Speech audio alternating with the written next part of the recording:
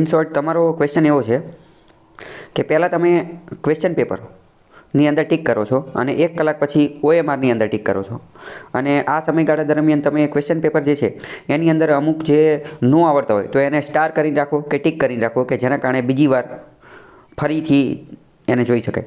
અને એ તમે એવા ટીક કરો છો કે જેને એલિમિનેટ કરીને રાખેલા હોય અથવા સ્ટેટમેન્ટ વિધાનવાળા વાક્ય હોય, 4 વિધાન આપ્યા હોય તો 1 કે 2 તમને ખબર હોય, અથવા તો તમે 50-50માં હો, અથવા તમને ખબર હોય કે ABCDમાંથી B તો આવતો જ નથી એવા હોય. પણ પછી થાય છે એવું કે જ્યારે છેલ્લી 5 મિનિટ કે 10 મિનિટનો જ્યારે બેલ પડે ત્યારે તમે ખૂબ સ્ટ્રેસમાં આવી જાઓ છો અને એના કારણે આડું અવડું ટીક થઈ જાય છે અને આવી બધી સમસ્યા. મેઇન તો મુખ્ય મુદ્દો તો આ જ છે ને. ઓકે ચલો, તો આનો આન્સર, આનું સોલ્યુશન શું હોઈ શકે? સોલ્યુશન નંબર 1, પહેલાં તો મારા મતે જે છે ને એ પહેલાં ક્વેશ્ચન પેપરમાં ટીક કરવા અને પછી OMRમાં ટીક કરવા એવું ક્યારેય ન કરવું જોઈએ. એવું ન કરવું જોઈએ. તો શું કરવું જોઈએ? હારે ટીક કરવા જોઈએ. જો પહેલાં ક્વેશ્ચન પેપરમાં ટીક કરો અને પછી OMRમાં ટીક કરો, એનો સૌથી મોટો ડ્રોબેક તો શું છે? પહેલો તો ડ્રોબેક એ છે કે અમુક વાર કેવું થાય કે પહેલાં તો જો એની માટે તમારે જે છે ને બહુ ખતરનાક લેવલનું ટાઈમિંગ જોઈએ. કારણ કે જો તમે એમાં ટાઈમિંગની અંદર તમારે આઘું પાછું થયું તો તમે સ્ટ્રેસમાં આવી જાઓ અને બીજા કરી નાખો, પહેલી વસ્તુ. અને બીજું એ કે માની લો કે ભૂલથી તમે એક ક્વેશ્ચન આઘો પાછો કરી નાખો ને તો પછી તમારું આખું પેપર પૂરું થઈ જાય, આખું પેપર વેસ્ટ જાય. કેમ? કારણ કે તમે માની લો કે 100 માર્કનું પેપર છે ને જ્યારે 100મા નંબરનું તમે ટીક કરવા આવો ત્યારે તમને ખબર પડે કે હવે તે કંઈ બાકી જ નથી. એટલે એનો મતલબ શું કે તમે એકાદું આઘું પાછું કરી નાખ્યું છે, એટલે તો પછી તમારી બધી જ મહેનત વેસ્ટ. એક રીતે આને તો મોસ્ટ સિલીએસ્ટ મિસ્ટેક કહેવાય ને, મોસ્ટ સિલીએસ્ટ મિસ્ટેક, કે બધું થઈ ગયું. એટલે ઇન શોર્ટ મારા મતે શું કરવું જોઈએ હું તમને મત કહું છું, બરાબર? અને હું તમને જે આ મારો જે મત કહું છું એ ઘણી બધી વખત ટેસ્ટિંગ કર્યા પછી ઘણા બધા ઉમેદવારો, ઘણા બધા લોકો, એ બધાની ભૂલ અને એ બધાને પૂછ્યા અને એ બધાની જે એના આધારે હું તમને કહું છું કે પહેલાં તો એ રીતનું અપનાવી જોઈએ. શું અપનાવી જોઈએ? તો કે ક્વેશ્ચન વાંચો, આવડે છે તો તરત OMRમાં ટીક કરો. ક્વેશ્ચન વાંચો, OMRમાં ટીક કરો, બરાબર? પહેલાં ક્વેશ્ચન આન્સર એવું કંઈ નહીં, બરાબર? પહેલી વસ્તુ તો પહેલું મારા મતે તમારે એ સુધાર લાવવો જોઈએ. બીજી વસ્તુ, પહેલાં તમારે ઘરે જે છે એ ટેસ્ટ આપી અને પ્રેક્ટિસ કરવી જોઈએ. બે ત્રણ ટેસ્ટની તો પ્રેક્ટિસ કરવી જોઈએ. જ્યારે જે છે એ જે દિવસે પેપર હોય ને એના એક દિવસ પહેલાં જ તમારી એક OMR જે છે એની પ્રેક્ટિસ કરી લેવાની. OMR કોરી લઈ લેવાની અને એની જે છે પ્રેક્ટિસ કરી લેવાની. સામાન્ય રીતે આવું કોઈ કરતું હોતું નથી, પણ હું તમને કહીશ કે એ કરવું જરૂરી છે, બરાબર? બીજી વસ્તુ. ત્રીજી વસ્તુ શું કે તમે જો નોટ બનાવતા હોય તો અત્યારે આ બધી વસ્તુ લખી નાખો. પહેલું કે હંમેશા જે છે એ પેપર અને OMR બેયની અંદર હારે જ લખવું, બરાબર? પહેલી જ સુઝાવ એ છે. બીજું એ કે એક પ્રેક્ટિસ કરવી, પ્રેક્ટિસ ટેસ્ટ એક આપી દેવી, બરાબર? ત્રીજા નંબરની વસ્તુ, બીજી વાર નામની કોઈ વસ્તુ હોતી નથી. શું? બીજી વાર નામની કોઈ વસ્તુ હોતી નથી. તમે 1 કલાકનું પેપર હોય, 2 કલાકનું પેપર હોય, 3 કલાકનું પેપર હોય, ગમે એટલી કલાકનું પેપર હોય, બરાબર? તમે વાંચો, બરાબર? તમે માની લો કે ક્વેશ્ચન નંબર 8માં પહોંચ્યા અને તમે હવે એને જોવો છો કે અત્યારે આવડતો નથી, હમણાં થોડી વાર પછી જોઈશ, અથવા એલિમિનેટ કરવાનું છે, અથવા 50-50 છે, ઓલું છે, પેલું છે, ગમે એ હોય, બરાબર? તો બીજી વાર નામની કોઈ વસ્તુ હોતી જ નથી. એવું નથી કે અત્યારે નથી આવડતો તો કે પછી આવડી જશે. એના ચાન્સ 50% જ છે ને, તો અત્યારે 50% ચાન્સ તો અત્યારે છે. ફોર એક્ઝામ્પલ, 8મા નંબરનો ક્વેશ્ચન તમને નથી આવડતો અથવા આવડે છે, એની પ્રોબેબિલિટી, એની સંભાવના કેટલી છે? તો કે 50%. 50% તમારો જવાબ સાચો પડશે ને કાં ખોટો પડશે. તમે વિચાર્યું, તમે એને સ્ટાર માર્ક માર્યો અને કીધું કે હમણાં થોડી વાર પછી જોઈશ. થોડી વાર પછી જોશો, બરાબર? તો ત્યારે એની પ્રોબેબિલિટી, સંભાવના તો 50% જ રહેશે ને, બરાબર? કે ત્યારે પણ એની પ્રોબેબિલિટી તો એટલી જ દેવાની છે, કાં તો આવડી જશે, કાં તો નહીં આવડે, કાં તો સાચો પડશે, કાં તો ખોટો પડશે. એટલે પ્રોબેબિલિટી તો 50% જ રહેશે. એટલે મોસ્ટ ઇમ્પોર્ટન્ટ, મેં ઓલો જે તુક્કાવાળો વિડીયો બનાવેલો હતો, ગેસવાળો, એમાં પણ મેં આ વાત કરેલી હતી. અત્યારે ફરીથી નોટ બનાવતા હોય તો લખી નાખો. બીજી વાર નામની કોઈ વસ્તુ હોતી નથી. બીજી વાર માટે કંઈ છોડવું નહીં. જે છે એ યાદ છે, જે છે એ યાદ જિંદગી મળેલી છે અને સ્વર્ગ નર્કના બધું ભૂલી જાઓ. જે પેપર જે છે એ જ છે, બરાબર? પાછળથી કંઈ હોતું નથી. તેમ છતાં પણ મોસ્ટ ઇમ્પોર્ટન્ટ તો શું કે પહેલાં તો પાછળની કોઈ રાહ ન જોવી, પાછળની કોઈ રાહ જોવી જોઈએ નહીં. પણ તેમ છતાં પણ અમુક ક્વેશ્ચન, અમુક એટલે કેટલા, વધીને 5 કે 10 ક્વેશ્ચન એવા છે કે જેને તમે જે છે સ્ટાર માર્ક મારી શકો છો, કે જે તમે અંતિમ સમયે જે છે એ જોવો, બરાબર? પહેલી વસ્તુ. બીજી વસ્તુ, મેથ્સ, રિઝનિંગ, આ બધી વસ્તુને હંમેશા છેલ્લે રાખવી જોઈએ. મેથ્સ, રિઝનિંગ, આવી બધી વસ્તુને હંમેશા છેલ્લે રાખવી જોઈએ. જે વન લાઇનર છે કે લો હેંગિંગ ફ્રૂટ, ઇંગ્લિશમાં કહેવાય લો હેંગિંગ ફ્રૂટ, એને પહેલાં એટેમ્પ કરવા જોઈએ. અને જે અમુક ઇઝીએસ્ટ છે તો એને પહેલાં એટેમ્પ કરવા જોઈએ. અને મોસ્ટ ઇમ્પોર્ટન્ટ કે જે બીજી વાર જોઈશ તો બીજી વારવાળી વસ્તુ જે છે ને એ ન રાખવી જોઈએ. બરાબર, એક આ વસ્તુ. બીજી મોસ્ટ ઇમ્પોર્ટન્ટ વસ્તુ, આપણે જ્યારે એક્ઝામિનેશન હોલની અંદર જઈએ OMR લખતા હોય, પરીક્ષા આપતા હોય, આપણા મગજમાં આપણું મેન્ટલ સ્ટેટ તો એ જ રીતે હોવું જોઈએ કે મારે 5 મિનિટ પહેલાં પેપર પૂરું કરવાનું છે. શું કે મારે 5 મિનિટ પહેલાં પેપર પૂરું કરવાનું છે, ગમે એ થાય. બરાબર, કારણ કે તમે વિચારો, મોટાભાગનો સ્ટ્રેસ તો ક્યારે આવશે? મોટાભાગનો સ્ટ્રેસ તો ત્યારે જ આવશે ને જ્યારે છેલ્લી 5 મિનિટનો કે 10 મિનિટનો જે છેલ્લો બેલ પડ્યો ત્યારે જ સ્ટ્રેસ આવશે એની. કારણ કે ત્યાં સુધી તો આમી ટાઈમે ખબર નહીં હોય, એટલે સ્ટ્રેસ તો ત્યારે જ આવવાનો છે. તો તમારે પહેલેથી જ મેન્ટલી એવું તૈયાર થવાનું કે મારે 5 મિનિટ પહેલાં જ પેપર પૂરું કરવાનું છે, ગમે એ થઈ જાય. 5 મિનિટ પહેલાં મારું પેપર જે છે પૂરું થઈ જવું જોઈએ. આવું તમારે મેન્ટલી તૈયાર રહેવાનું છે. બીજી વસ્તુ, આવી રીતે તમે મેન્ટલી ક્યારે તૈયાર થઈ શકશો? એની માટે તમારે પહેલું સ્ટેપ જે છે ને એને ફોલો કરવું પડશે. કયું? કે જે છે એ અત્યારે જ છે, પાછળનું કંઈ નથી. જે હારે હારે જ બધા ટીક કરતું જવાનું, હારે હારે જ બધા ટીક કરતું જવાનું, બાકી એ કંઈ રાખવાના નહીં. બાકી રાખશો ને તો પછી સ્ટ્રેસ આવશે. બાકી રાખશો તો લાસ્ટમાં જે છે સ્ટ્રેસ આવશે. અને બાકી રાખવાની જે મેં તમને એનું લોજિક પણ સમજાવી દીધું કે પ્રોબેબિલિટી, સંભાવના તો બેયમાં 50-50% જ છે, 50-50% જ છે. તો આ બધા માટે શું કરવું જોઈએ? તો એની માટે મેં તમને આની પહેલાં કીધેલું છે કે મોસ્ટ ઇમ્પોર્ટન્ટ શું છે? સરખી રીતે ક્વેશ્ચન વાંચો, જો આવડે તો ઠીક છે, નહીંતર ઈ કરો. અથવા તો બહુ પહેલાં મેં કીધેલું છે કે મગજમાં સૌથી પહેલાં જે જવાબ આવે ને એ જ સાચો હોય. મગજમાં પહેલાં એમ લખ્યું કે એ છે કે બી છે, જે પહેલાં આવ્યો ને, જે પહેલો વિચાર આવ્યો ને એ જ સાચો હોય. બરાબર, અથવા તો ખોટો હોય તો તે શું, આમે ટાઈમપાસ કરવાથી તો બેટર છે ને, ટાઈમપાસ કરવાથી તો બેટર છે. એટલામાં તો ઓલા સ્ટ્રેસથી તો બચી શકાશે. એટલે ફટાફટ એને જે છે ડીલ કરો. બીજી મોસ્ટ ઇમ્પોર્ટન્ટ વસ્તુ, કોઈ પણ ક્વેશ્ચન જે છે ને એને ઓવર ઇમ્પોર્ટન્સ ન આપો. ફટાફટ વાંચીને આગળ વધી જવાનું, ફટાફટ વાંચી અને આગળ વધી જવાનું. ચલો હું તમને એક બીજી વાત કહું. તમને ખ્યાલ હશે કે જીપીએસસીની પરીક્ષાની અંદર જે છે ને એ આન્સર કી આવે, પ્રોવિઝનલ આન્સર કી આવે, પછી ફાઇનલ આન્સર કી આવે, અલગ અલગ કેટલું બધું આવતું હોય. એ બધાની અંદર તમે એક વસ્તુ નોટ કરેલી હશે કે ઘણા બધા ક્વેશ્ચન કેન્સલ થાય છે. બરાબર, તો કેન્સલ થાય છે એનો મતલબ શું? કે આ જે ક્વેશ્ચન રહ્યા ને એ રદ કરી નાખવામાં આવે છે. એટલે કે એના માર્ક ઇક્વલી ડિસ્ટ્રીબ્યુટ કરવામાં આવે છે, અથવા તો એના માર્કને રિમૂવ કરી દેવામાં આવે છે. એ જે કરે ઇટ ડઝન્ટ મેટર, પણ ક્વેશ્ચન કેન્સલ થાય છે એ વાત તો ફાઇનલ છે, એમાં કોઈ વિવાદ નથી. હવે માની લો કે 16મા નંબરનો ક્વેશ્ચન છે, 16મા નંબરનો ક્વેશ્ચન કેન્સલ થઈ ગયો. બરાબર, પણ હવે તો તમે તો એક્ઝામિનેશન હોલની અંદર 16મા નંબરના ક્વેશ્ચનની અંદર 3 મિનિટ બગાડી હતી. લોસ કોનો ગયો? લોસ તો તમારો ગયો ને, કારણ કે તમે 3 મિનિટ બગાડી નાખી. બરાબર, એટલે તમને તો ખબર જ નથી કે હોમાંથી કયો ક્વેશ્ચન કેન્સલ થવાનો છે. જ્યારે અમુક મર્યાદિત ક્વેશ્ચન તો કેન્સલ થવાના જ છે. મર્યાદિત ક્વેશ્ચન જે છે એ તો કેન્સલ થવાના જ છે. એટલે કોઈ પણ ક્વેશ્ચન જે છે ને એને બહુ વધારે ટાઈમ ન આપવો જોઈએ. 5 સેકન્ડ 10 સેકન્ડ જેટલું આપ્યું, બરાબર, 20 સેકન્ડ જે મતલબ કે 1 મિનિટ કે ઇન શોર્ટ ફટાફટ આપણે એક જ વસ્તુ કે ફટાફટ આપણે કઈ રીતે કામ કરી શકીએ, ફટાફટ જે છે એ ક્વેશ્ચન ડીલ કરવાની કોશિશ કરવાની. કારણ કે એવું પણ બની શકે કે તમે જે ક્વેશ્ચન પાછળ ઘણો ટાઈમ પાસ કરો છો એ ક્વેશ્ચન જ કેન્સલ થઈ જાય. એ પણ પ્રોબેબિલિટી તો રહેલી જ છે, કારણ કે આપણને તો ખ્યાલ નથી. એટલે જે નિર્ણય લેવાનો છે એ તાત્કાલિક જ લેવાનો. બીજી વસ્તુ, મેં તમને કીધું કે 5 મિનિટ વહેલા પેપર પૂરું કરવાનું, અને એની પછીની એક લાસ્ટ વસ્તુ. જો પહેલાં તો તમે એક વસ્તુ વિચારો કે તમે સ્ટ્રેસમાં આવી ગયા. બરાબર, મેં કીધું કે 5 મિનિટ પહેલાં પૂરું કરી નાખવાનું. હવે માની લો કે ફોર એક્ઝામ્પલ સમજો કે તમારા 3 ક્વેશ્ચન છે. બરાબર, તમારા 3 ક્વેશ્ચન બાકી રહી ગયા. એક સિચ્યુએશન આ છે. ચલો બીજી સિચ્યુએશન હું તમને કહું. માની લો કે તમારા 10 ક્વેશ્ચન બાકી રહી ગયા, એટલે કે ટીક કરવાના જ બાકી રહી ગયા. પહેલી સિચ્યુએશન એ છે.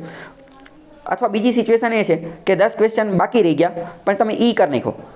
ઓલામાં તો હાવ કોરા જ છૂટી ગયા. બરાબર, પહેલી સિચ્યુએશન 10 ક્વેશ્ચન બાકી રહી ગયા. બીજી કે 10 ક્વેશ્ચન ઈ કર્યા. અને ત્રીજી સિચ્યુએશન કેવી છે ખબર છે? કે તમારા 10 ક્વેશ્ચન હતા એમાં તમને કાંઈ નહોતું આવડતું, એટલે બધામાં તમે એ કરી નાખો.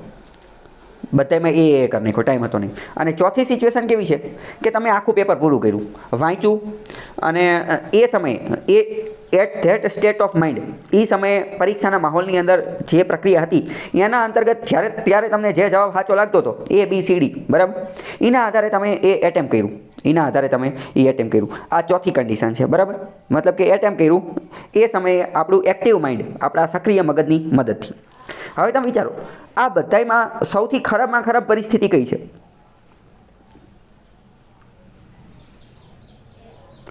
બાકી રહી ગઈ તો સૌથી ખરાબમાં ખરાબ છે, બરાબર.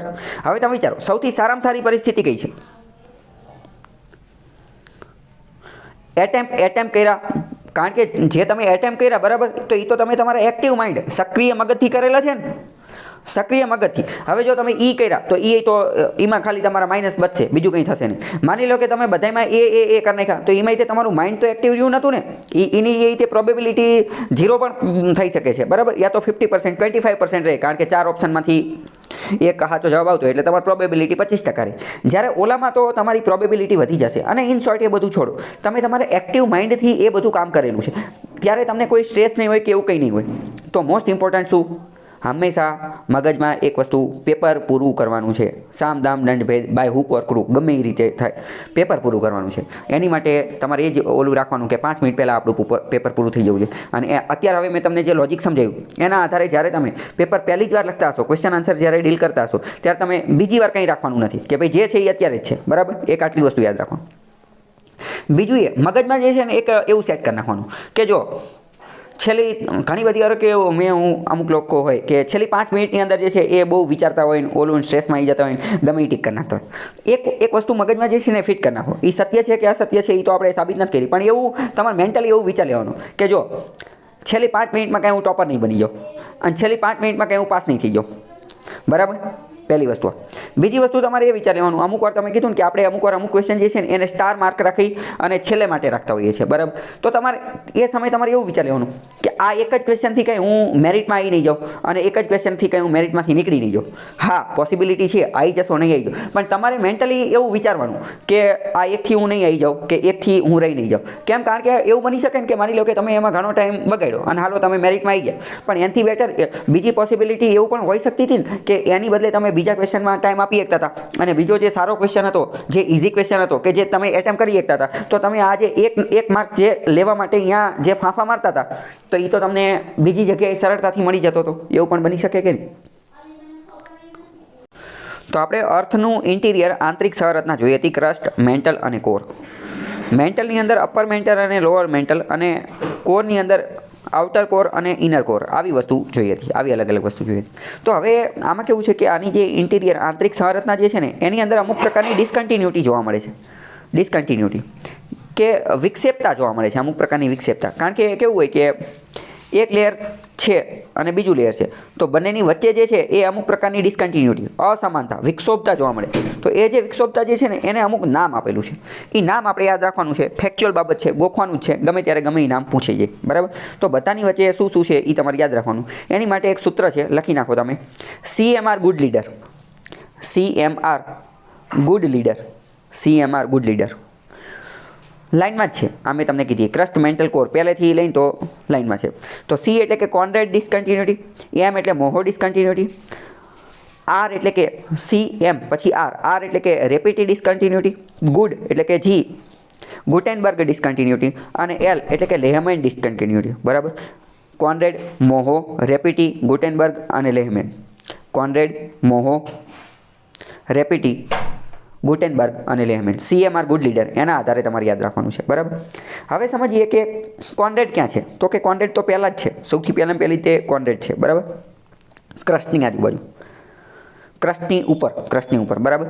અને C ઉપરથી યાદ રાખી લો ક્રસ્ટ, તો ક્રસ્ટવાળી કઈ સૌથી પહેલું જ ક્રસ્ટ છે ને, તો ક્રસ્ટની હારે C, કોન્રેડ, ક્રસ્ટની હારે કોન્રેડ. હવે ક્રસ્ટ અને અપર મેન્ટલ, ક્રસ્ટ અને અપર મેન્ટલ એની વચ્ચે કઈ છે? તો કે મોહો, બરાબર. એને M ઉપરથી યાદ રાખી લો. મેન્ટલની ઉપર તો કે મોહો, મેન્ટલની ઉપર મોહો, M, બરાબર. પછી વાત કરીએ કે રેપિટી. તો રેપિટી જે છે ને એ અપર મેન્ટલ અને આઉટર કોર જે છે, આઉટર કોર એની વચ્ચે છે, અને ગુટેનબર્ગ જે છે, ગુટેનબર્ગ એ મેન્ટલ અને આ કોરની વચ્ચે છે, અને લેહમેન જે છે એ કોરની એની આજુબાજુ છે. ઓકે, ખ્યાલ આવ્યો? ઇન શોર્ટ તમારે જે છે એ CMR ગુડ લીડર, એના આધારે યાદ રાખી લેવાનું કે કોન્રેડ, મોહો, રેપિટી, ગુટેનબર્ગ અને લેહમેન કોની વચ્ચે છે એ લખી નાખવાનું. એવું લાગે તો તમારે જે છે ને એ એક કોષ્ટક બનાવી નાખવાનું.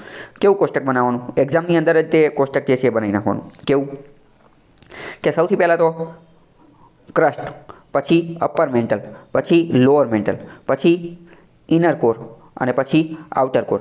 પછી હવે બધાની સામે જે છે એ લખી નાખવાનું કે કોનરેડ, CMR ગુડ લીડર, એટલે C એટલે કોનરેડ, M એટલે મોહો, R એટલે કે રેપિટી, G એટલે કે ગુટેનબર્ગ અને L એટલે કે લેહમેન.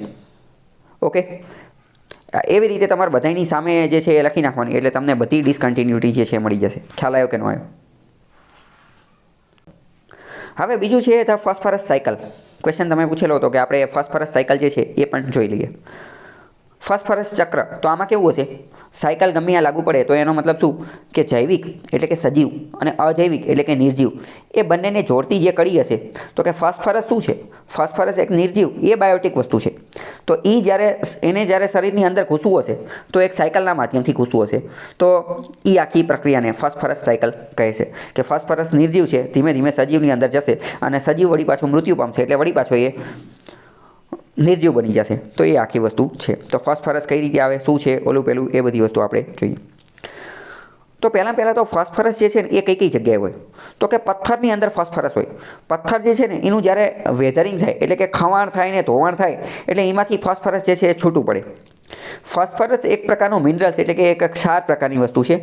તો પથ્થરની એની અંદર રહેલું હોય તો પથ્થરની અંદરથી આ ફોસ્ફરસ ધીમે ધીમે શું થશે? વેધરિંગ થશે, ખવાણ પામશે તો શું થશે? ખવાણ પામશે તો એ ધીમે ધીમે જમીનની અંદર ઉતરશે. જમીનની અંદર ઉતરશે તો શું થશે? વનસ્પતિના મૂળ વાટે એ વળી પાછો જે છે એ કોની અંદર આવી જશે? વનસ્પતિની અંદર આવી જશે. અને એકવાર વનસ્પતિની અંદર જતો રહ્યો તો પછી તો વનસ્પતિને પ્રાણીઓ ખાશે, એટલે પ્રાણીઓની અંદર આવશે. ખ્યાલ આવ્યો? સૌથી પહેલાં પથ્થરની અંદર હશે, પથ્થરનું ખવાણ થવાથી જમીનમાં જતો રહેશે, જમીનમાંથી મૂળ વાટે વનસ્પતિમાં આવશે અને વનસ્પતિમાંથી સજીવોમાં જશે. અને જ્યારે સજીવનું મૃત્યુ પામશે ત્યારે એ ડિકમ્પોઝ, એનું વિઘટન થશે, એટલે વળી પાછો વાતાવરણની અંદર એ જે છે એ છૂટો પડી જશે. ખ્યાલ આવ્યો કે નહીં? ફોસ્ફરસ અત્યંત મહત્ત્વની બાબત છે. કોની અંદર? તો કે ડીએનએની અંદર. ડીએનએ અને આરએનએનો અત્યંત મહત્ત્વનો કમ્પોનન્ટ એટલે કે ઘટક, એનું એક અત્યંત મહત્ત્વનું એકમ હોય તો એ છે ફોસ્ફરસ. વિધાનવાળા વાક્યમાં પૂછાઈ જશે. Phosphorus is one of the key component of DNA and RNA. તો કે ડીએનએ ડીઓક્સીરિબોન્યુક્લિક એસિડ અને આરએનએ, આ બંનેનું જે છે એ આરએનએ એટલે કે રિબોન્યુક્લિક એસિડ, ફૂલ ફોર્મ પણ યાદ રાખવાનું છે, નાની પરીક્ષામાં એ પણ પૂછાતું હોય છે. તો એનું ફોસ્ફરસ એક અત્યંત મહત્ત્વનું ઘટક છે. આ ઉપરાંત સેલ મેમ્બ્રેન. સેલ મેમ્બ્રેન એટલે શું? તો કે સેલ એટલે કે કોષ અને મેમ્બ્રેન એટલે કે પડદો. કોષનો પડદો અથવા કોશિકાઓના કોષ જે છે, કોષ સામાન્ય રીતે ફોસ્ફરસની આજુબાજુના ફોસ્ફરસના બનેલા હોય છે. બરાબર? તો કે સેલ મેમ્બ્રેનમાં અત્યંત મહત્ત્વની બાબત શું છે? તો કે એ ફોસ્ફરસ. ઓકે, તો આવા બધા ક્વેશ્ચન પૂછાશે. આ ઉપરાંત બોન મિનરલાઇઝેશન. બોન મિનરલાઇઝેશન એટલે શું? આપણા જે અસ્થિ, આપણા જે હાડકાં, બોન જે છે, બોન, એની અંદર અમુક પ્રકારના મિનરલ્સ ક્ષાર આવેલા હોય, એમાંનો અત્યંત મહત્ત્વનો મિનરલ્સ ક્ષાર છે એ છે ફોસ્ફરસ. બરાબર? મોસ્ટ ઇમ્પોર્ટન્ટ, ફોસ્ફરસની સાયકલ જે છે એ ગેસિયસ સાયકલ નથી. ગેસ મતલબ વાયુ અવસ્થા એમાં જોવા નથી મળતી. તો કે આ સાચી વાત નથી જોવા મળતી ને. કેમ? કારણ કે ફોસ્ફરસ આપણને મળે છે પથ્થરને એ બધું ઓગળે ત્યારે મળે છે. તો એમાં તો એ તો સોલિડ હોય છે ને, એ તો સોલિડ હોય છે. જ્યારે આપણે આની પહેલાં કાર્બન, નાઇટ્રોજન, ઓક્સિજન એ બધાની જે સાયકલ જોઈ હતી ને, તો એ તો ગેસ વાયુમાં જોવા મળતી હતી ને. કાર્બન ડાયોક્સાઇડ તો કે વાયુ હતો, નાઇટ્રોજન, ઓક્સિજન એ બધા વાયુ હતા. જ્યારે ફોસ્ફરસ એવી વસ્તુ છે કે જે સોલિડની અંદર જોવા મળે છે. બરાબર? સોલિડ તબક્કો એનો જોવા મળે છે. ફોસ્ફરસના માધ્યમથી જે પૃથ્વીનું ગ્લોબલ ક્લાઇમેટ જે છે એને પણ અનુકૂલન સાધવામાં અને એ બધામાં મદદ થાય છે. પણ ઇન શોર્ટ, મોસ્ટ ઇમ્પોર્ટન્ટ કે ડીએનએ આરએનએનો એક મહત્ત્વનો ઘટક છે. સેલ મેમ્બ્રેનનો એક અત્યંત મહત્ત્વનો ઘટક છે. પથ્થરમાંથી એ બધામાંથી આવે છે. પાણી ઓગળવાથી પછી જે છે એ જમીનની અંદર જાય છે અને મૂળ વાટે વનસ્પતિમાં પછી સજીવમાં જતો રહે છે. બરાબર? જો ઉપર એનું જ એ ચિત્ર જે છે એ આપેલું છે. ઓકે, ખ્યાલ આવ્યો? ઓકે, ચલો. તો કે હવે કોરલ રીફ શું છે એ સમજીએ. પહેલાં તો કોરલ રીફ જે છે ને એમાં આપણે કીવર્ડ ટેકનિકનો મોસ્ટ ઇમ્પોર્ટન્ટ ઉપયોગ કરીશું. કીવર્ડ ટેકનિક એટલે હવે તમને ખ્યાલ આવી જવું જોઈએ કે શું છે કોરલ. સૌથી પહેલાં તો શું છે? તો કોરલ એક લિવિંગ એનિમલ છે, એટલે કે એક પ્રાણી છે. બરાબર? એક પ્રાણી છે. હવે જો તમને ખ્યાલ હશે કે આમાં બધી વસ્તુઓ અલગ અલગ હોય. કેવી? એટલે કે આપણે મનુષ્ય છીએ. બરાબર? એટલે કે મનુષ્ય એક રીતનું પ્રાણી જ કહેવાય ને. મનુષ્ય પણ એક રીતનું પ્રાણી જ કહેવાય. પણ એની જેવન તે બીજા આવે પક્ષીઓ, એની જેવા જ બીજા આવે બેક્ટેરિયા, એની જેવા જ બીજા આવે લીલ, એની જેવી બીજું આવે વનસ્પતિ, ફૂગ. તો આવી ઘણી બધી વસ્તુ આવે. તો એ બધામાંથી કોરલ શું છે? પ્રશ્ન પૂછાઈ જશે. કોરલ શું છે? વનસ્પતિ છે, લીલ છે, પ્રાણી છે, ફૂગ છે. સાચો જવાબ શું આવશે? તો કોરલ એક પ્રાણી છે. શું છે? એનિમલ એટલે કે પ્રાણી છે. હકીકતમાં એ કોરલ નથી, પોલિપ્સ છે. પણ પોલિપ્સ અને કોરલ શું છે એ આપણે ધીમે ધીમે સમજીશું. તો કોરલ જે છે ને એ એક રીતે સિમ્બાયોટિક રિલેશન દર્શાવે છે. Symbiotic relation most important keyword પરીક્ષામાં પ્રશ્ન પૂછાઈ જશે.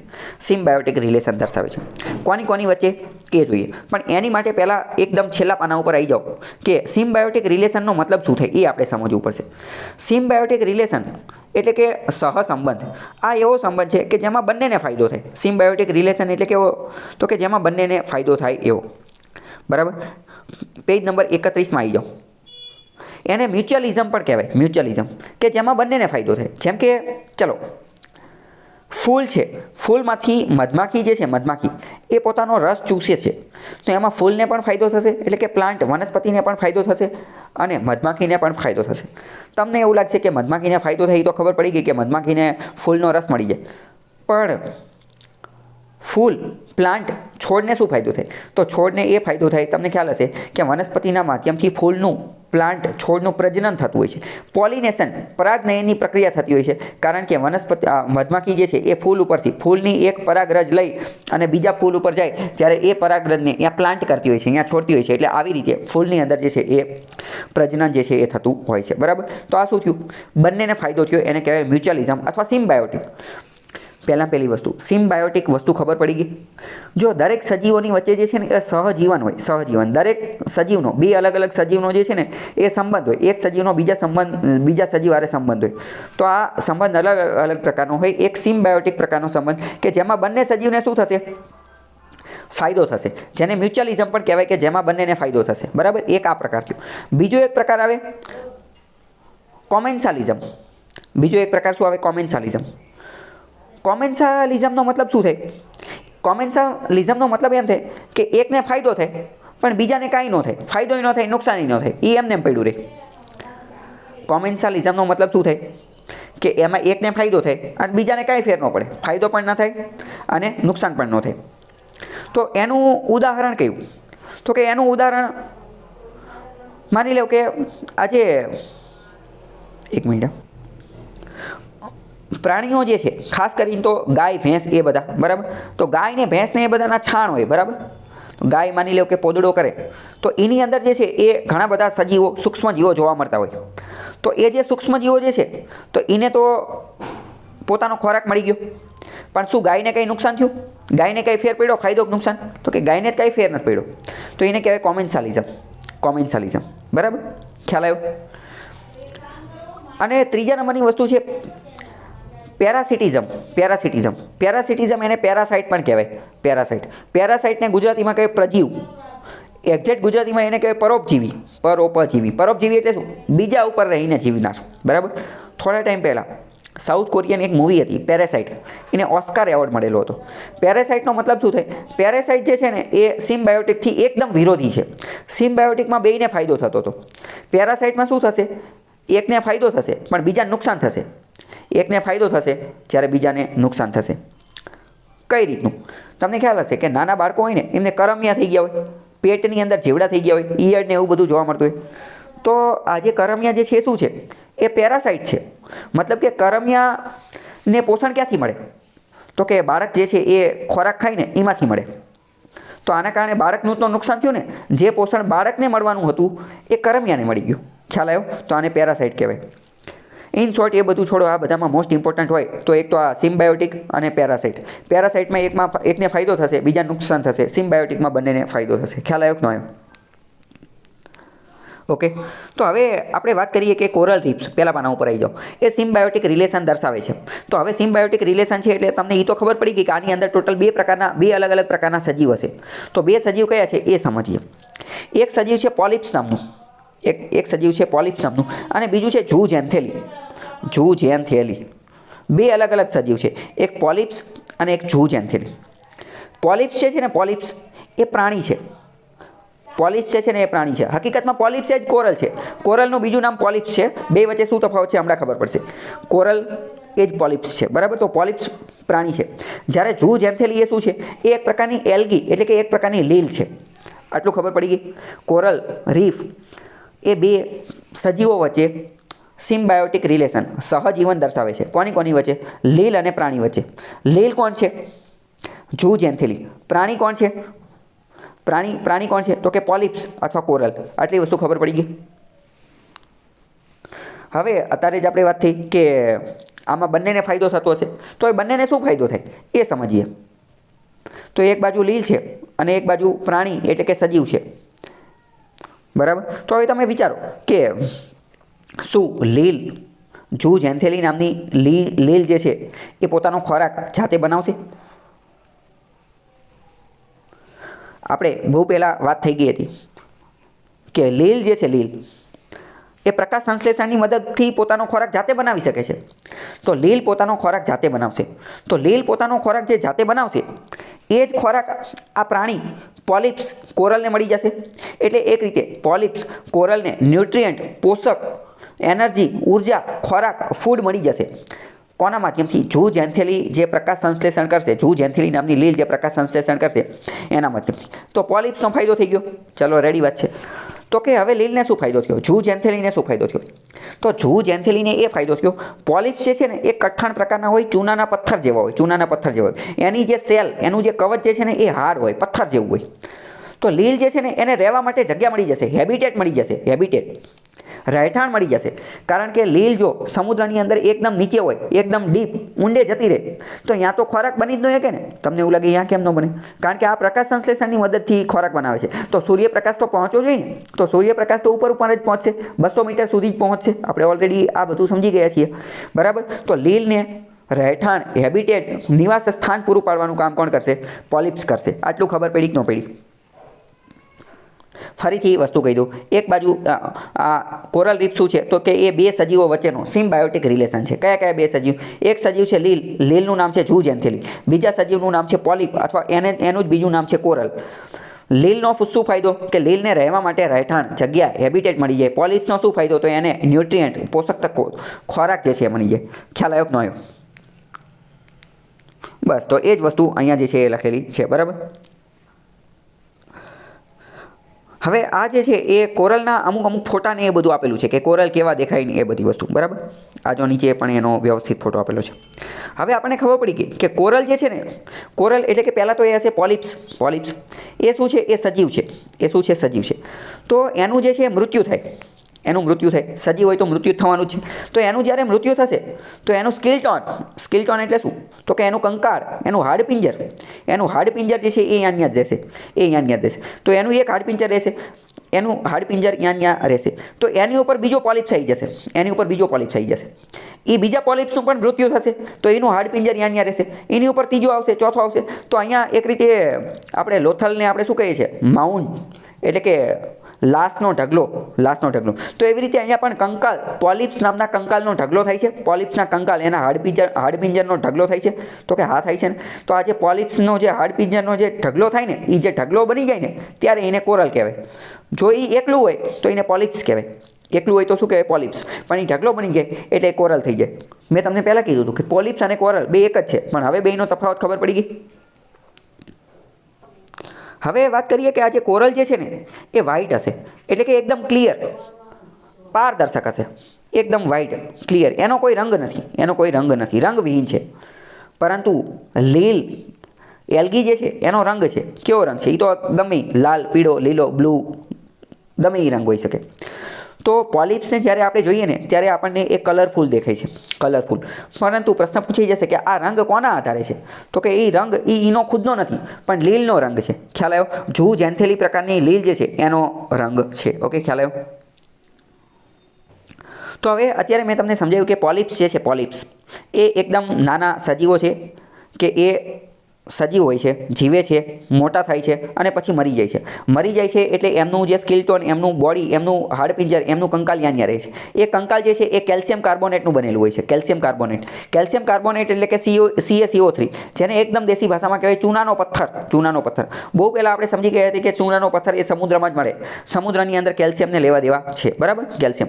તો આ જે કોરલ એક રીતે શેના બનેલા હોય છે? તો કે કોરલ એક રીતે CaCO3 ચૂનાના પથ્થર કેલ્શિયમ કાર્બોનેટના જે છે એ બની ગયા હોય છે અને ધીમે ધીમે એનું સ્કિલ્ટોન જે છે એનો મોટો એક ઢેર રચાતો જાય છે અને એ ઢેર જે છે એટલે કે એક કોલોનાઇઝેશન જોવા મળે છે, કોલોની એમની જોવા મળે છે, એને જ કોરલ કહેવામાં આવે છે. પોલિપ્સ મરતા જાય અને અહીંયા રહેતા જાય અને એનો એક માઉન્ટ બનતો જાય. હવે આપણે વાત કરીએ, આ જે કોરલ રીફ જે છે એ અલગ અલગ આકારના હોઈ શકે. ગોળાકાર હોય, ચોરસ હોય, કોઈ પણ ઘોડાની નાળ જેવા આકારના હોય, અર્ધ ગોળાકાર હોય, રિંગ જેવો હોય, અલગ અલગ પ્રકારના હોય અને એ બહુ મોટા મોટા હોય. હવે આ કોરલ રીફ જે છે એ જોવા ક્યાં મળે છે? તો પહેલાં તો આ કોરલ રીફ જે છે ને એ બનવા માટે ક્લિયર વોટર હોવું જોઈએ, પાણી જે છે સ્વચ્છ હોવું જોઈએ. તમને એવું લાગે એવું કેમ? કારણ કે પાણી સ્વચ્છ હશે તો જ તો લીલ જે છે એ પ્રકાશ સંશ્લેષણ કરી શકશે ને, સૂર્યપ્રકાશ અંદર જશે તો જ તો બધું થઈ શકશે ને. કારણ કે કોરલનું એક અત્યંત મહત્વનું વસ્તુ શું છે તો કે લીલ, જૂ જેન્થેલી પ્રકારની લીલ. તો જૂ જેન્થેલીના આધારે તો એને કલર ને એ બધું મળે છે. તો મતલબ કે ક્લિયર સ્વચ્છ પાણી હોવું જોઈએ, સૂર્યપ્રકાશ અંદર સુધી જતો હોવો જોઈએ. તો મતલબ કે કોરલ રીફ મુખ્યત્વે ક્યાં જોવા મળશે તો કે ટ્રોપિકલ ઉપર. ટ્રોપિકલ એટલે ઉષ્ણકટિબંધની અંદર જોવા મળશે. એટલે કે કર્કવૃત અને મકરવૃતની વચ્ચેના વિસ્તારની અંદર. મગજમાં બેઠી આ વાત, બરાબર? અહીંયા જે છે એ આ જોવા મળશે. હવે આપણે કોરલ રીફ જે છે એના અલગ અલગ પ્રકાર જોઈએ. એક તો ફ્રિન્જિંગ રીફ, એક તો પેચ રીફ, એક તો બેરિયર રીફ અને એક તો એટોલ રીફ. આવા એના અલગ અલગ પ્રકાર છે. તો પ્રકાર માટે પહેલાં તમે વિચારો કે ફ્રિન્જિંગનો મતલબ શું થાય? ફ્રિન્જિંગને ગુજરાતીમાં શું કહેવાય? તો કે ફ્રિન્જિંગનું ગુજરાતી જે છે એ થાય અવરોધ. ફ્રિન્જિંગનો મતલબ શું થાય? કોર. ફ્રિન્જિંગનો મતલબ શું થાય? ફ્રિન્જનો મતલબ કોર. આપણે જે કોઈ પણ વસ્તુની કોર હોય ને અહીંયા. તો તમે વિચારો ફ્રિન્જિંગ રીફ ક્યાં જોવા મળતા હશે? દરિયાના કિનારાની આજુબાજુમાં આજે ગોઠવાઈ જાય તો એને કહેવાય ફ્રિન્જિંગ રીફ. જો ફોટામાં તમે જોઈ શકો છો ફ્રિન્જિંગ રીફ કોર છેલ્લા તમે જતા રહેશો ને તો કોર ઉપર જે છે એ બનેલા હશે, કોર ઉપર. બીજું એક આવે બેરિયર રીફ. તો બેરિયરનો મતલબ શું થાય?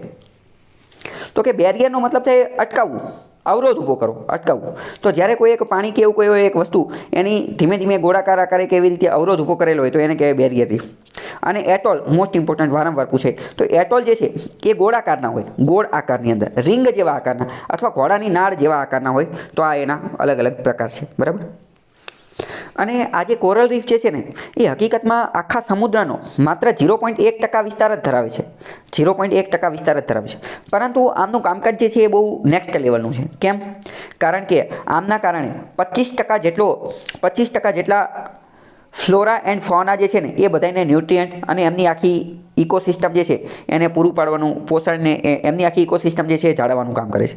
એટલે કે કદ નાનું છે પણ આખી ઇકોસિસ્ટમ જે છે એ એમના કારણે ઝગમગતી રહે છે. એટલે જ તો આ કોરલ રીફ જે છે ને એને rain forest of the ocean કહે છે. તમને એવું લાગે એટલે શું? આ શું છે? તો કે રેઇન ફોરેસ્ટનો મતલબ શું થાય? તો કે રેઇન ફોરેસ્ટ એટલે કે વરસાદી જંગલો. આ વરસાદી જંગલો ક્યાં આવેલા છે? તો કે વરસાદી જંગલો ઇક્વેટરની અંદર આવેલા છે. એટલે કે ઉષ્ણકટિબંધની અંદર આવેલા છે. એટલે કે જે આપણે ઉષ્ણકટિબંધ જે રહ્યું એની અંદર આવેલા છે. અને એને વરસાદી જંગલો કહે છે કારણ કે પહેલાં તો આ સૌથી વધુ વરસાદ આવે છે. અને બીજું એ કે આ જે જંગલો જે છે ને એમાંથી સૌથી વધુ ઓક્સિજન મળે છે. શું મળે છે? સૌથી વધુ ઓક્સિજન મળે છે. સમગ્ર પૃથ્વીનો મોટાભાગનો ઓક્સિજન એ આ રેઇન ફોરેસ્ટમાંથી મળે છે. તો સમુદ્રમાં જો આ જ રીતનો સૌથી વધુ ઓક્સિજન જો મળતો હોય તો એ કોરલ રીફમાંથી મળે છે. તમે કહી શકશો કે આ કોરલ રીફમાંથી સૌથી વધુ ઓક્સિજન શા માટે મળતો હશે? Very good. કારણ કે કોરલની અંદર લીલ રહેલી છે, જૂ જેન્થેલી પ્રકારની લીલ. અને લીલ જે છે એ પ્રકાશ સંશ્લેષણ ફોટોસિન્થેસિસની પ્રક્રિયાથી ઓક્સિજન જે છે એ છૂટો પાડશે, બરાબર? તો એને રેઇન ફોરેસ્ટ ઓફ ઓશિયન, સમુદ્રના વરસાદી જંગલો કહે છે. હવે આપણે અમુક ક્વેશ્ચન આન્સરના આધારે જોઈએ કે કોરલ રીફ મુખ્યત્વે ક્યાં જોવા મળે છે. પહેલું તો એવું કહે છે કે temperate climate above 18 degree centigrade કરતાં વધુ તાપમાન હોય ત્યાં જોવા મળે છે. ઓપ્શન બી એવું કહે છે કે કર્કવૃત અને મકરવૃતની વચ્ચે. ઓપ્શન સી એવું કહે છે ખંડ અને આઇલેન્ડ જે છે એના પૂર્વ અને પશ્ચિમ કિનારે જોવા મળે છે. અને ઓપ્શન ડી એવું કહે છે કે જે ઠંડા સમુદ્ર કિનારાઓ જે છે, ઠંડા સમુદ્ર કિનારાઓ અહીંયા જોવા મળે છે. સાચો જવાબ શું આવશે? વિચારીને કહો તો.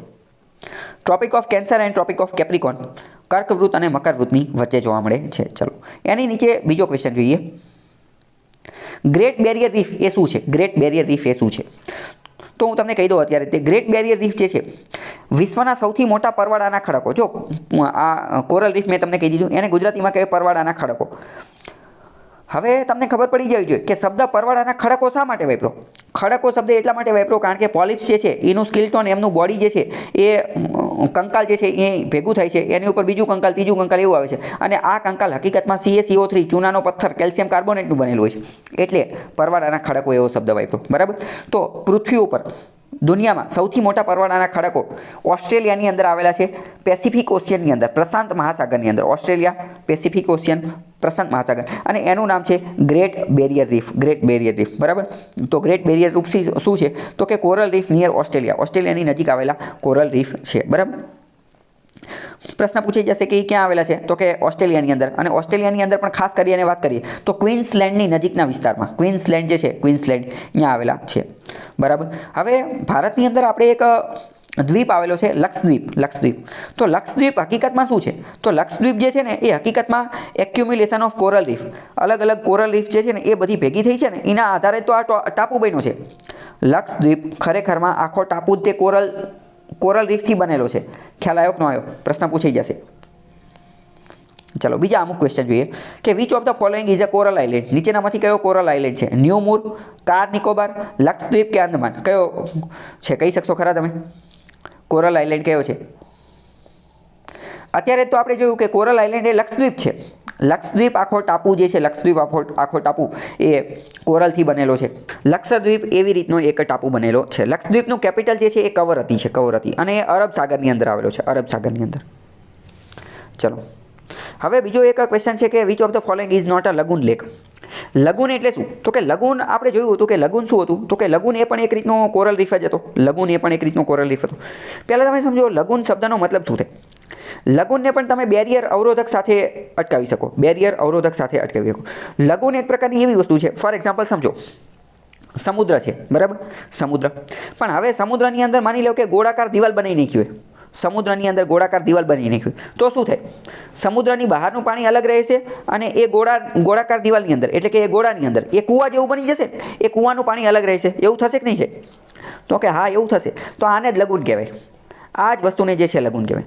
તમને એવું લાગે પણ સમુદ્રમાં તો એવો કૂવો બનાવવા કોણ છે? તો કે એવું કોઈ બનાવતું ન હોય. પણ સામાન્ય રીતે કેવું થાય? ફોર એક્ઝામ્પલ સમજો કે કોઈ બહુ ઊંચાણ દરિયા કિનારો છે, દરિયા કિનારો. બરાબર. હવે આ બહુ ઊંચાણવાળી જગ્યા છે. તો અમુક વાર જ્યારે હાઈ ટાઈડ, ઊંચા મોજા આવશે, ઊંચા મોજા, ત્યારે શું થશે? એ ઊંચાણવાળી જગ્યા સુધી મોજા પહોંચી જશે અને એ જે ઊંચાણવાળી જગ્યા જે છે ત્યાં ખાડા જેવું હશે, ખાડા જેવું. બરાબર. તો અહીંયા પાણી ભરાઈ રહેશે. જ્યારે મોજા પાછા જશે તો ત્યાં તો ખાડો ભરાયેલો જ રહેશે. હવે મોજા પાછા જતા રહેશે ત્યારે અહીંયા પાણી ભરેલું રહેશે, એટલે એ લગૂન બની જશે. સમજાણું કે ન સમજાણું? બરાબર. આને તમારે મગજમાં ઇમેજિન કરવાનું. તો આ મોસ્ટ ઇમ્પોર્ટન્ટ ક્વેશ્ચન છે કે લગૂન કયું નથી. પેરિયાર લેક જે છે ને એ લગૂન નથી. કેમ? કારણ કે પેરિયાર જે છે ને એ શું છે? તો કે એ તો કૃત્રિમ બનાવેલું તળાવ છે. અષ્ટમુડી, ચિલિકા અને પુલિકટ આ બધા લગૂન લેક છે. લગૂન લેક મુખ્યત્વે કઈ રીતે બને? સમુદ્રના મોજા આવે છે. બરાબર. હવે સમુદ્રના મોજા માની લો કે જ્યારે હાઈ ટાઈડ હશે ત્યારે બહુ દૂર જતા રહ્યા, અને બહુ દૂર જતા રહ્યા અને એકાદું જે ખાડા જેવી વસ્તુ હશે ત્યાં ભરાઈ ગયા, તો અહીંયા એક રીતના તળાવનું નિર્માણ કરી નાખશે. ઓકે. કોરલ રીફ જે છે એ પણ આના આધારે બનતા હોય છે. હવે આગળનો ક્વેશ્ચન કે કોરલ રીફ ક્યાં ક્યાં જોવા મળે છે? ચલો મોસ્ટ ઇમ્પોર્ટન્ટ આપણે જોઈ લઈએ કે કોરલ રીફ ક્યાં જોવા મળે છે. તો કે આપણે ગુજરાતની અંદર કોરલ રીફ ઘણી બધી જગ્યાએ જોવા મળે છે. ખાસ કરીને તો જામનગરની અંદર જોવા મળે છે. અને જામનગરની બાજુમાં શું આવેલું છે? તો કે જામનગર અને કચ્છની વચ્ચે આવેલો છે કચ્છનો અખાત. કચ્છનો અખાત. આપણે મોસ્ટ ઇમ્પોર્ટન્ટ વાત કરીએ, શિવરાજપુર બીચ આવેલો છે દ્વારકાની અંદર. શિવરાજપુર બીચની અંદર સૌથી વધુ કોરલ રીફ જોવા મળે છે. તમને ખ્યાલ હશે કે આપણે તો પિરોટન ટાપુ, જામનગરની અંદર પિરોટન ટાપુ આવેલો છે. પ્રશ્ન પૂછાય છે કે પિરોટન ટાપુ ક્યાં આવેલો છે? તો કે જામનગરની અંદર. સૌથી વધુ કોરલ રીફ, એટલે કે ઘણા બધા કોરલ રીફ જે છે એ આપણે આવેલા છે. આપણે પિરોટનના પરવાળાના ટાપુ જામનગરમાં આવેલા છે. બરાબર. આખા ભારતમાં ક્યાં ક્યાં જોવા? પહેલાં તો જો કચ્છના અખાતમાં તો જોવા મળે જ છે. મન્નારના અખાતમાં પણ જોવા મળે છે. મન્નારના અખાતમાં પણ કોરલ રીફ જોવા મળે છે. લક્ષદ્વીપમાં કોરલ રીફ જોવા મળે છે કે નથી જોવા મળતો? લક્ષદ્વીપનો આખો ટાપુ જ કોરલ રીફથી બનેલો છે અને મિનિકોયની અંદર પણ જોવા મળે છે. જ્યારે ગલ્ફ ઓફ કેમ્બે, એટલે કે ખંભાતના અખાત, આપણે આણંદની બાજુનો વિસ્તાર, ત્યાં જોવા મળતો નથી. ખેડાની ત્યાં જોવા મળતા નથી. તો ભારતમાં અંદમાન નિકોબારની અંદર એ કોરલ રીફ જોવા મળે છે. મન્નારના અખાતમાં જોવા મળે છે, કચ્છના અખાતમાં જોવા મળે છે અને લક્ષદ્વીપમાં પણ જોવા મળે છે અને મિનિકોય આઇલેન્ડની અંદર પણ જોવા મળે છે. આ બધી જગ્યાએ કોરલ રીફ જે છે એ જોવા મળે છે. નીચે જો કોરલ રીફ જે છે એનો આકાર ને પ્રકાર ને એ બધું આપેલું છે, બરાબર. ચલો હવે એના જે બીજા પ્રકાર જે છે ને એના આધારે હું તમને થોડી ઘણી વસ્તુ કહું. આ જે ફ્રિન્જિંગ રીફ જે છે, ફ્રિન્જિંગ રીફ, તો ફ્રિન્જનો મતલબ મેં તમને શું કીધો, તો કે ફ્રિન્જ એટલે કે સરહદ. તો ફ્રિન્જિંગ રીફ એ મુખ્યત્વે કિનારાની આજુબાજુ રચાશે કે નહીં રચે? ફ્રિન્જિંગ રીફ મુખ્યત્વે કિનારાની આજુબાજુ હશે કે નહીં? તો કે હા, કિનારાની આજુબાજુ હશે. તો મોસ્ટ ઇમ્પોર્ટન્ટ અમુક વાર વિધાનવાળા વાક્યમાં એવું પણ પૂછાય છે કે ફ્રિન્જિંગ રીફ જે છે એમાં ઘણી બધી વાર શું થાય કે નદી પોતાના મુખ ત્રિકોણ પ્રદેશ બનાવતી હોય અથવા નદી પોતાનું પાણી જે છે એ અહીંયા કિનારા આગળ ઠાલવતી હોય, તો એના કારણે આ જે ફ્રિન્જિંગ રીફ જે છે એને અમુક વાર નુકસાન થતું હોય. કેમ? કારણ કે નદી ફૂલ ફોર્સમાં આવતી હોય તો એને તોડવાનું ને એ બધાનું કામ કરતી હોય, બરાબર. તો આવું વિધાનવાળા વાક્યમાં મૂકી જાય તો તમારે સમજી જવાનું કે ફ્રિન્જિંગ રીફને એને અમુક વાર એના કારણે જે છે નુકસાન થતું હોય છે. ઓકે, ચલો આટલામાં હવે કંઈ ડાઉટ હોય તો પૂછો.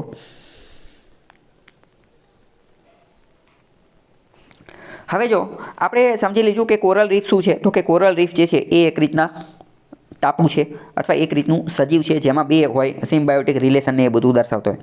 તો એવું જ બીજી એક વસ્તુ છે કે જે પણ સિમ્બાયોટિક રિલેશન દર્શાવે છે, એનું નામ છે લાઇકેન. પ્રશ્ન પૂછાઈ જશે, જીપીએસસી 2-3 વાર પૂછાઈ ગયો છે કે લાઇકેન શું છે. તો લાઇકેન આ પણ એક પ્રકારનું સજીવ છે. લાઇકેન જે છે આ પણ એક પ્રકારનું સજીવ છે અને આની અંદર પણ સિમ્બાયોટિક રિલેશન જોવા મળે છે. આની અંદર પણ સિમ્બાયોટિક રિલેશન જોવા મળે છે. કોની વચ્ચે? તો કે ફૂગ અને લીલની વચ્ચે. ફૂગ અને લીલની વચ્ચે. પ્રશ્ન પૂછાઈ જશે લાઇકેન શું છે, તો કે લાઇકેન એક પ્રકારની ફૂગ છે, એક પ્રકારનું પ્રાણી છે, એ ગમે આપી દે, બરાબર. પણ લાઇકેન હકીકતમાં કોની વચ્ચે સિમ્બાયોટિક રિલેશન દર્શાવે છે, તો કે ફૂગ અને એલ્ગી એટલે કે લીલની વચ્ચે. હવે તમે વિચારો આમાં ખોરાક કોણ પૂરું પાડતું હશે? લીલ જ ખોરાક પૂરી પાડતી હશે ને. કેમ? કારણ કે લીલ જે છે એ ફોટોસિન્થેસિસ કરી શકશે એટલે, અને ફૂગ જે છે એને એમાંથી ખાવાનું મળી જતું હશે. જો નીચે અમુક ફોટા આપેલા છે એ લાઇકેન છે. લાઇકેન આપણે જોયેલું હોય પણ આપણને ખબર હોય નહીં, બરાબર. જેમ કે ચલો ફોટા નંબર 40-41માં ફોટા આપેલા છે. ઝાડની એની ઉપર તમે આવી બધી વસ્તુ આપણે અમુક વાર જોયેલી હોય. ઝાડની અંદર આવું બાજી ગયેલું હોય, ઝાડની અંદર લીલ, બરાબર, જંગલમાં આવી વસ્તુ. તો હકીકતમાં એ શું છે? એ લાઇકેન છે. એ હકીકતમાં જો કોઈ જંગલની અંદર આવું જોવા મળે છે ને તો એનો મતલબ એમ કે એ સ્વચ્છ પર્યાવરણની નિશાની છે કે આનું વાતાવરણ બહુ જોરદાર છે.